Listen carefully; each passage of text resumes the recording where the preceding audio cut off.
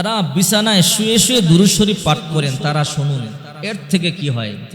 অনেকে দেখবেন বিছানার মধ্যে শুয়ে শুয়ে দুরূদ শরীফ পাঠ করে। বিশ্বনবী মুহাম্মদুর রাসূলুল্লাহ সাল্লাল্লাহু আলাইহি ওয়াসাল্লাম বলেন, মান সাল্লা আলাইয়া ওয়াহিদান সাল্লাল্লাহু আলাইহি আশারা, যে ব্যক্তি আমার উপরে একবার দুরূদ পাঠ করবে আল্লাহ পাক রব্বুল আলামিন তার উপরে 10 বার 10টি রহমত নাজিল করবে। আল্লাহর হাবিব বলেন, যে ব্যক্তি কাল কিয়ামতের ময়দানে আমাকে সবচেয়ে কাছে পেতে চাও তাহলে সালাত বেশি বেশি আদায় করবে, বেশি বেশি দুরূদ শরীফ আদায় করবে। যারা বেশি দুরূদ শরীফ আদায় করবে, যারা বেশি বেশি সালাত আদায় করবে, কিয়ামতের ময়দানে তারা আমি নবীকে সবচেয়ে কাছে পাবে। এই জন্য সূরা আহজাবের মধ্যে আল্লাহ পাক রব্বুল আলামিন বলেন, ইন্নাল্লাহা ওয়া মালাইকাতাহু ইউসাল্লুনা আলান নবী ইয়া আইয়ুহাল্লাযীনা আমানু সাল্লু আলাইহি ওয়া সাল্লিমু তাসলিমা। আল্লাহ পাক রব্বুল আলামিন বলেন, ইন্নাল্লাহা, নিশ্চয়ই আল্লাহ পাক রব্বুল আলামিন, ওয়া মালাইকাতাহু, এবং তার ফেরেশতা মণ্ডলী অর্থাৎ আল্লাহ পাকের ফেরেশতাগণ, ইউসাল্লুনা আলান নবী, নবীর উপরে দুরূদ পাঠ করেন। ইয়া আইয়ুহাল্লাযীনা আমানু, হে ঈমানদারেরা, সাল্লু আলাইহি ওয়া সাল্লিমু তাসলিমা, তোমরা নবীর উপরে দুরূদ শরীফ পাঠ করো এবং সালাম প্রেরণ করো।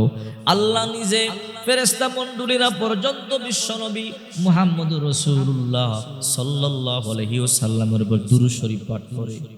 এই জন্য অনেক আশেকান আছে শুয়া শুয়াও দুরূদ পড়ে। তবে শুইয়া শুইয়া দুরূদ পড়লে দুরূদ পড়া যাবে কিনা অথবা কোনো ক্ষতি হবে কিনা আমি জানিয়ে দেব। দেখেন আল্লাহ তাআলা বলেন সূরা আলে ইমরানের 191 নম্বর আয়াত, আল্লাযীনা ইয়াযকুরুনাল্লাহা কিয়ামান ওয়া কুউদা ওয়া আলা জুনুবিহিম ইয়াতাফাক্কারুনা ফি খালকিস সামাওয়াতি ওয়াল আরদ রব্বানা মা খালাকতা হাযা বাতিলান সুবহানাকা ফাকিনা আযাবান নার।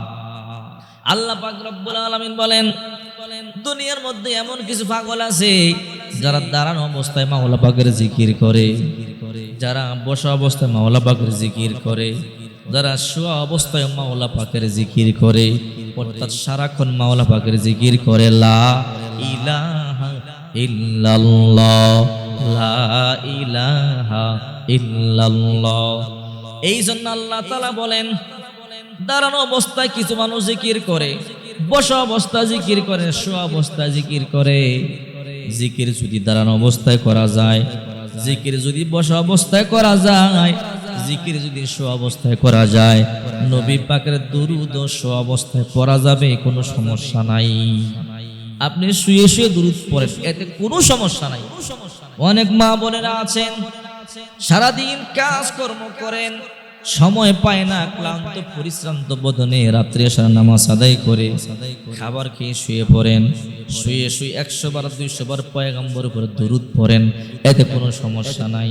আল্লাহর হাবিব বলেন, দুনিয়াতে যারা আমার উপরে দুরূদ পড়ে একদল ফেরেশতা আছে, মুহূর্তের মধ্যে দুরূদগুলো আমি নবীর কাছে পৌঁছে দেয়।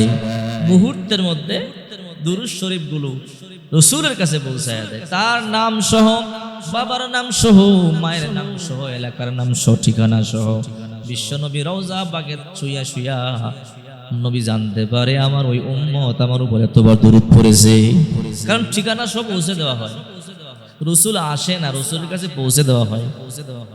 এই জন্য আল্লাহর হাবিব বলেন, মান সাল্লা আলাইয়া ইনদা কবরি সামি'তুহু, যে ব্যক্তি আমার রওজা পাকের সামনে দাঁড়াইয়া দুরূদ পাঠ করে আমাকে সালাম দেয়, আমি পয়গম্বর রওজা পাকে থাইকা শুনতে পাই এবং জবাব দেই।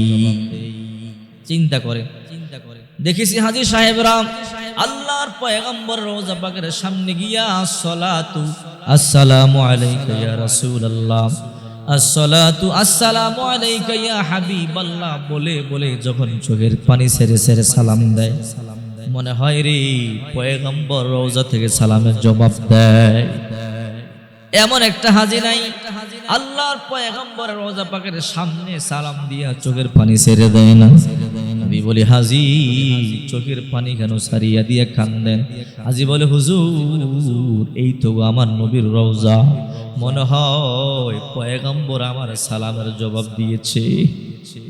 চোখ বন্ধ করলেন, কিছুটা মনে হয় এমন মনে হয় দেখা যায় পয়গম্বর যেন দিব্যি কবরের মধ্যে বসে আছে। পরিষ্কার হাদিস, আমাদের পয়গম্বর জিন্দা আছেন, জিন্দা। যারা বলে পয়গম্বর রওজা পাকের মধ্যে মুর্দা, তাদের ঈমান নাই। আমাদের নবী হায়াতুন নবী, আমাদের নবী জিন্দা নবী, আমাদের নবী রওজা পাকের মধ্যে জীবিত। উম্মতের জন্য কাঁদতেছেন। এখন রওজা পাকে উম্মতের জন্য সাজদা পরে পরে আল্লাহ দরবারে কান্নাকাটি করেন। কিয়ামতের ময়দানে কান্না করে করে উম্মতের দরবারে দাঁড়াবে। এই জন্য বলি মা বোনেরা বেশি বেশি দুরূদ শরীফ পাঠ করবেন। দাঁড়ায় দাঁড়ায় দুরূদ পাঠ করলেও সমস্যা নাই, বসে বসে দুরূদ পাঠ করলেও সমস্যা নাই, শুয়ে শুয়ে দুরূদ পাঠ করলেও সমস্যা নাই, বিছানার মধ্যে বসে বসে দুরূদ পাঠ করলেও সমস্যা নাই। যতটুকু সম্ভব দুরূদ পাঠ করবেন। যত বেশি দুরূদ পাঠ করবেন আল্লাহ তাআলা তত বেশি কপাল খুলে দিবে। আল্লাহর নবী বসে আছেন, মনক্ষুণ্ণ অবস্থায়, মনটা খারাপ। জিবরাইল এসে বলে ইয়া রাসূলুল্লাহ আপনার মন কেন খারাপ? বলে জিবরাইল উম্মতের চিন্তায় আমার মন খারাপ, উম্মতকে কেমনে পার করানো যায় সেই চিন্তা। জিবরাইল বলে ইয়া রাসূলুল্লাহ আপনি টেনশন করবেন না, আপনি মন খারাপ করবেন না। ওগো নবীজি আপনার উম্মতের আমল যদি কম হয় আর আপনার উম্মত যদি আপনার উপরে বেশি বেশি দুরূদ শরীফ পাঠ করে, আমি জিবরাইল ওয়াদা দিলাম আপনার উম্মতদেরকে বিজলির আকারে ফুলজরাতের ফুল পার করে দিব। সুবহানাল্লাহ সুবহানাল্লাহ। মিকাইল এসে বলে ইয়া রাসূলুল্লাহ আপনার মন খারাপ, বলে উম্মতের চিন্তায় মন খারাপ করবেন না গো নবীজি। আমি মিকাইল ওয়াদা দিলাম আপনার উম্মতের আমল যদি কম হয়, আপনার উম্মত যদি আপনার উপরে বেশি বেশি দুরূদ শরীফ পাঠ করে, কিয়ামতের ময়দানে আমি মিকাইল আমার হাতে আপনার উম্মতদেরকে হাউজে কাউসারের পানি পান করায় দিব। দুরূদ শরীফের অনেক দাম। দুরূদ পড়লে আল্লাহ তাআলা হায়াতের মধ্যে বরকত দেয়, রিজিকের মধ্যে বরকত দেয়, বালা মুসিবত দূর হয়, অশান্তি দূর হয়, চেহারা সুন্দর হয়। আল্লাহ পাক রব্বুল আলামিন বরকত নাজিল করেন। দুরূদ পড়ে দোয়া করলে দোয়া কবুল হয়। যে ইবাদতের মধ্যে দুরূদ নাই ওই ইবাদত আল্লাহ কবুল করে না, আসমানে দুলতে থাকে। এই জন্য দুরূদ শরীফ পড়বেন। দুরূদ পড়লে আল্লাহ তাআলা আমলগুলো সহজ